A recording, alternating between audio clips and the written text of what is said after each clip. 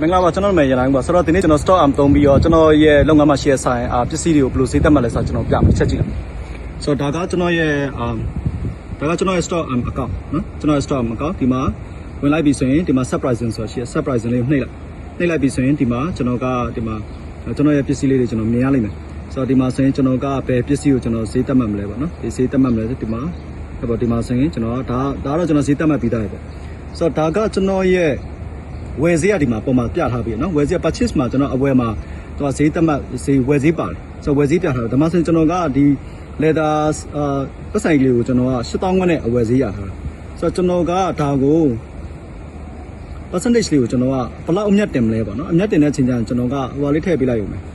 ထားလိုက်ပါတော့ကျွန်တော်100%အမြတ်တင်မယ်ဆိုပါတော့ပေါ့နော်ဥပမာနော်မျက်စိမှလည်းမျက်မှာပေါ့နော်တင်လို့ရကြမှာရမှာဆိုတော့တင်မယ်ဆိုရင်10ခုစင်းဆိုရင်ကျွန်တော်83%ပဲထားမယ်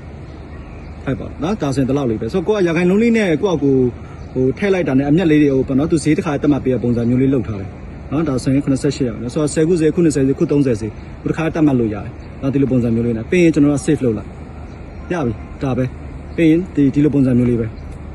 ဆိုတော့ဒါကျွန်တော် stock သုံးပြီးကျွန်တော်ရဲ့လုပ်ငန်းမှာရှိတဲ့ပစ္စည်းတွေကိုကျွန်တော်ဈေးတက်မှတ်တာဖြစ်ပါတယ်10ခုဈေးခု20ဈေးခု30ဈေးကိုကြိုက်လို့တက်မှတ်လို့ရတယ်ကျေးဇူးများတင်ပါတယ်